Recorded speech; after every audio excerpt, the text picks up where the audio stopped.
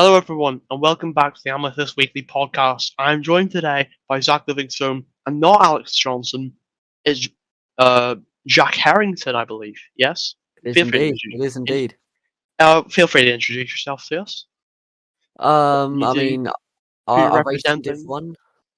1. I'm at the Who moment is? I'm a reserve, but I was For racing for. I'm a reserve for Williams, but I was racing for Alfa Romeo during that race, and it was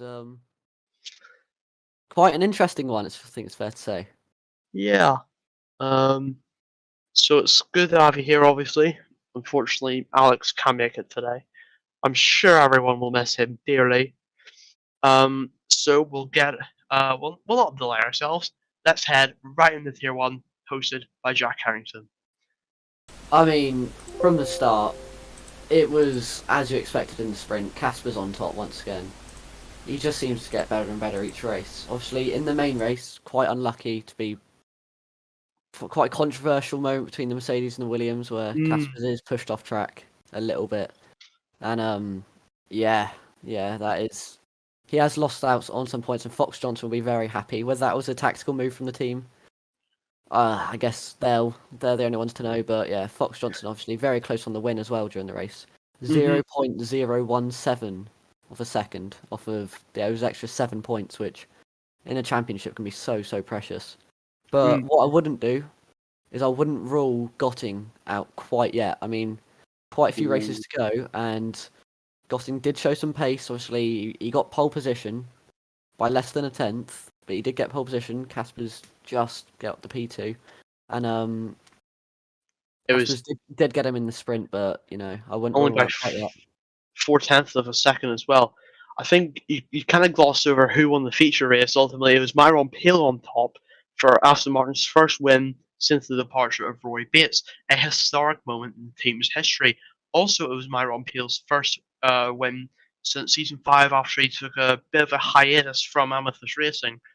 For Peel to come back like this, obviously in Britain he got what was on track a podium.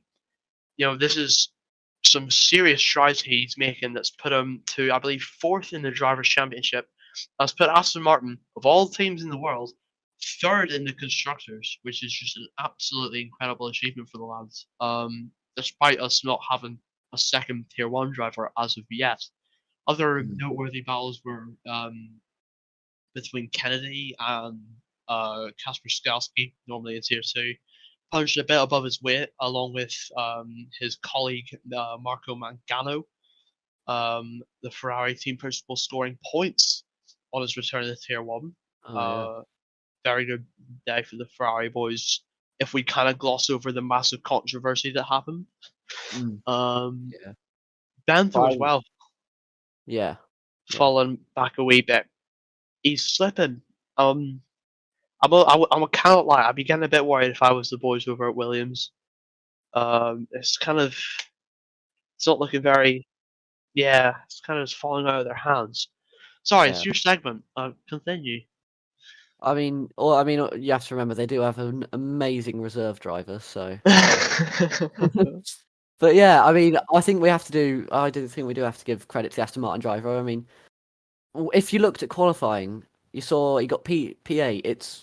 It's not a driver that you would have put your money on to win the race, and to come home and to get those 25 points is a really big achievement for him and the Aston Martin team. And I'm sure that if they can carry that momentum into the future races, you can see them fighting for the championships. Indeed. Anything else we need to take away from Tier 1? I mean, the sprint race was phenomenal. I think almost every single lap there was at least a battle going on.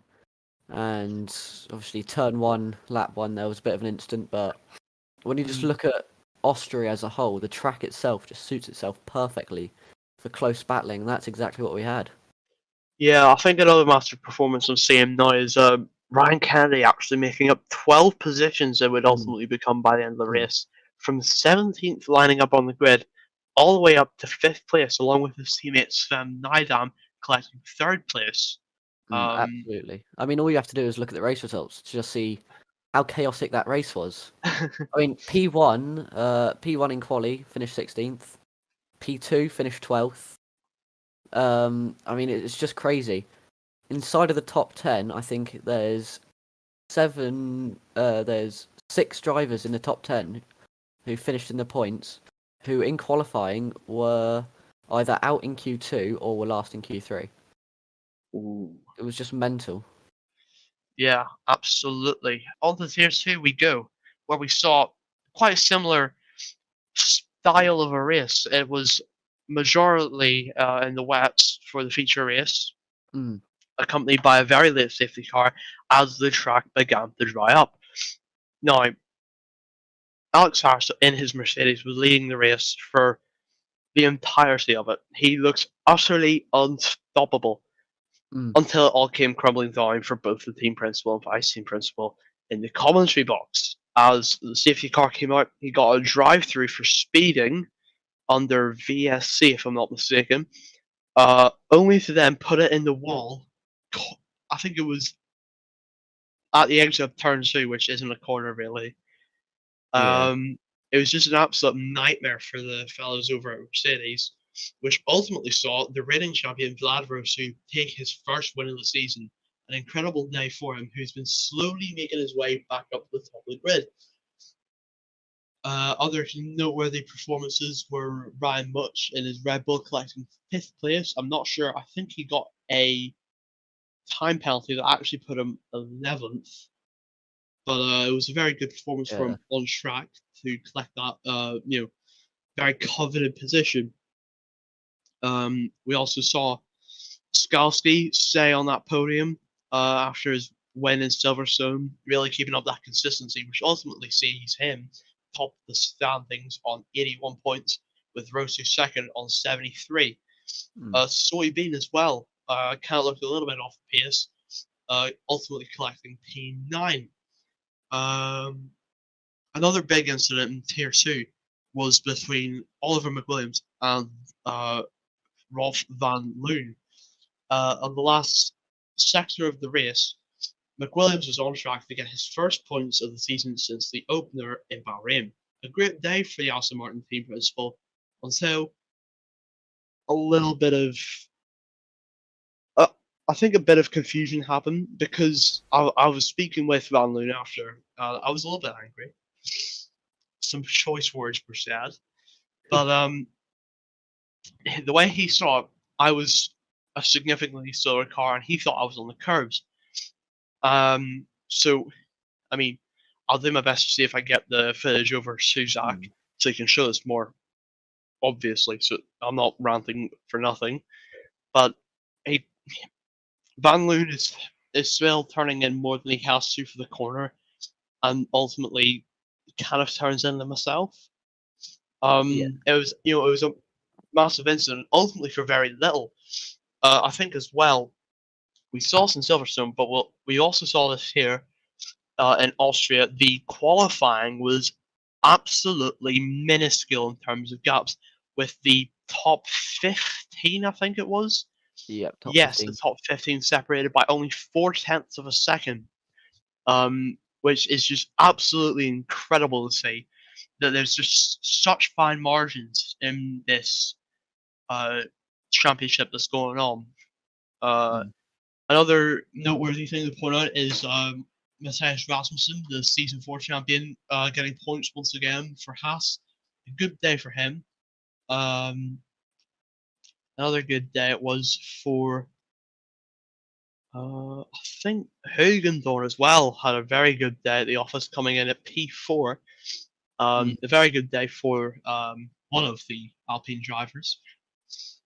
I mean, Simon Ude as well, the vice champion from last season, uh, ultimately crashing out of the race as well after a heap of incidents with Will Swan in those intermediate conditions. Tier mm. 2 just loves the rain, looks by the trends that are emerging. The only Mm. 3 races of 6 that we've had that haven't had rain are Portimao and Bahrain.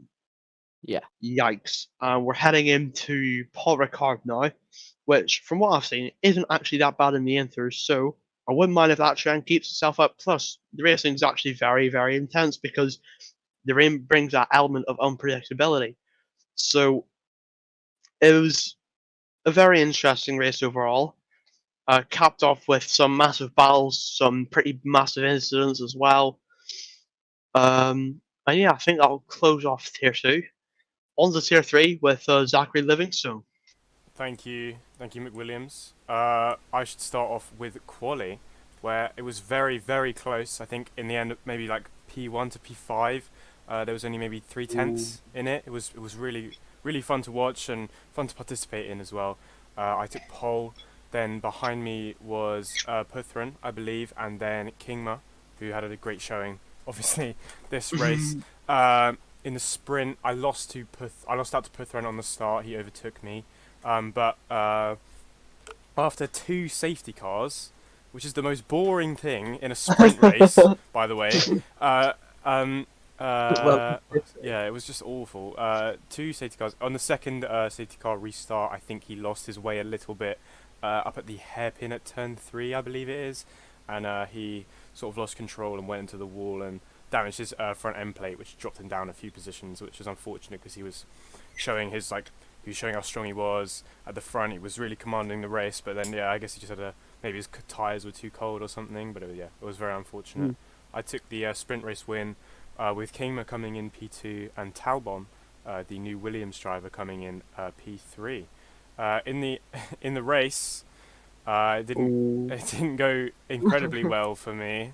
I did lead off the start for a while, but after the first, I think and I can't remember if it was the first or the second safety car because there was like 12 of them. But on one of the safety car restarts, I was leading, and I spun out, coming around like the second to last corner, and then just dropped all the way back to 16th or something, and then I got caught up between a 4-way battle with 2 Alfa Romeos and an Aston Martin.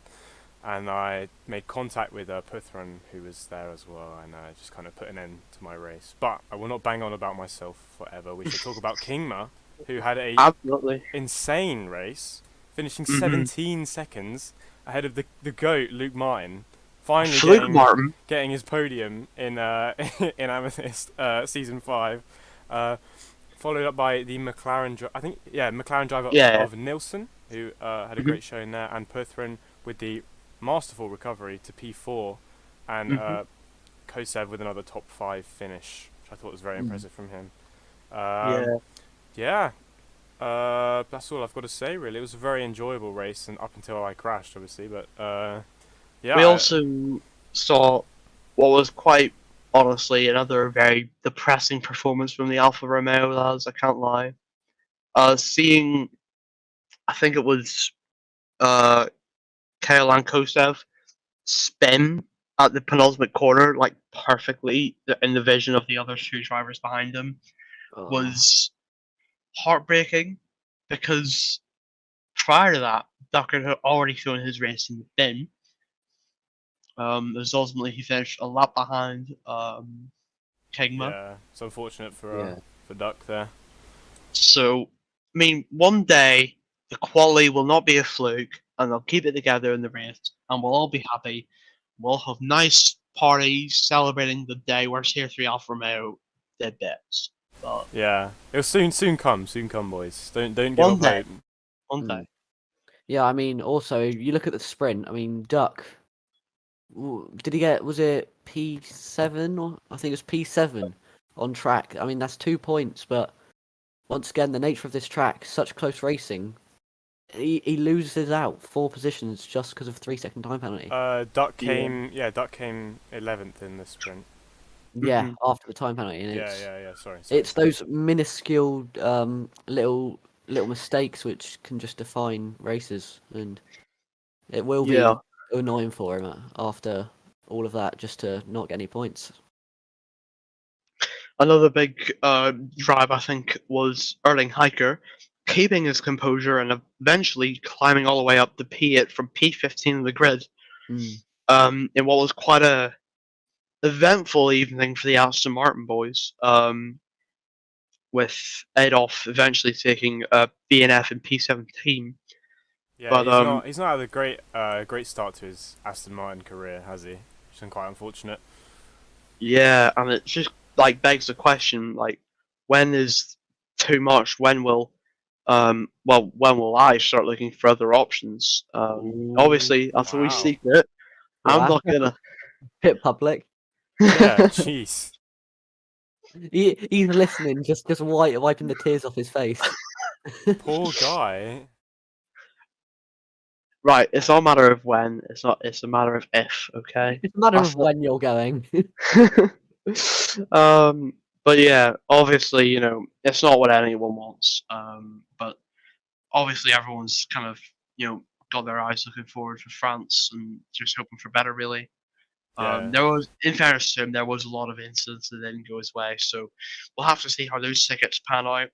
Whether the FIA rule that I think it was 3 of the 6 front wings that we lost that evening were not our fault.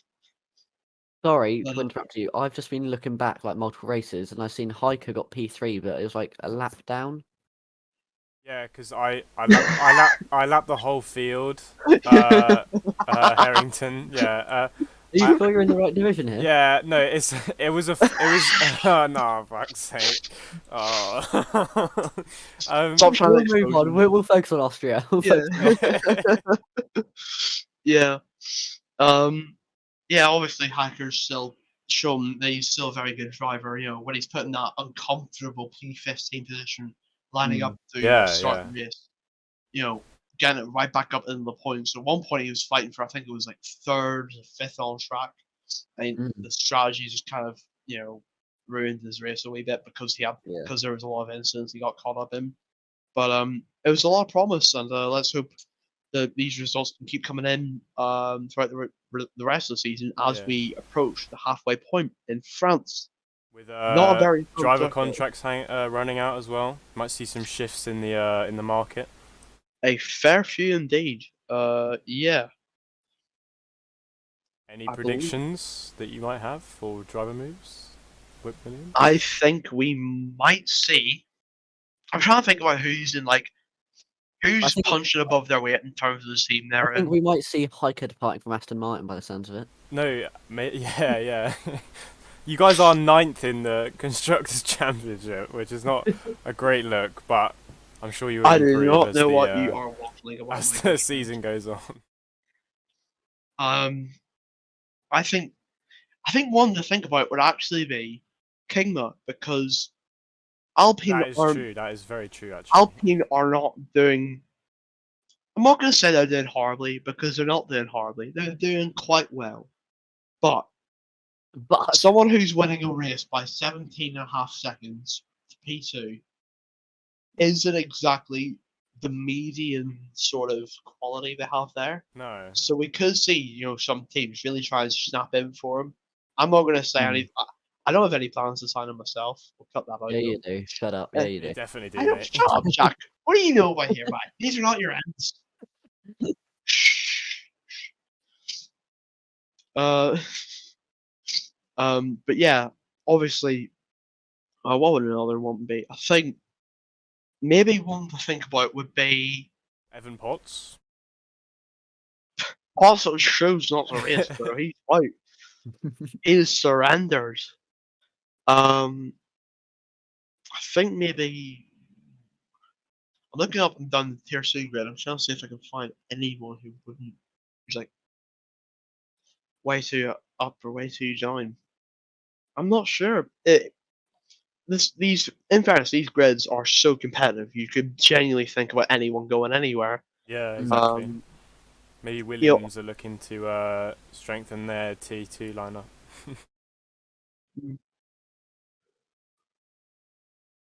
Yeah. But if that rounds us off, I think that will do us for this week. So, thank you everyone for watching. It has been lovely to have you on here. But before we go, there is one thing left to say. Oh yes, it is that time. The creator is gone, but the idea will remain as alive as ever. It is time for Meme of the Week. Yes. Now, this week's Meme of the Week, has it been chosen by Reddit, McWilliams? Shall we look? We shall take a look. Allow me to look now. We have a pretty nice one. I've copy and pasted it into the chat. coming in from Mr. Evan Oh. Potts. That is a good one. That is a good one. Yeah, that is a big one. That is a big one. Jeff Pablich. Very good humor from him. Unfortunately, we don't have any others because you lot are so creatively limited Right. Yeah. and can't really. Do anything. Yeah. You know, I think they could. I have faith in them. They just Yeah. can't be bothered sending them in. Get them in a late night VC. They'll have some of the best jokes known to mankind. But you tell them to put them on their page, and they absolutely lose it. Shit themselves.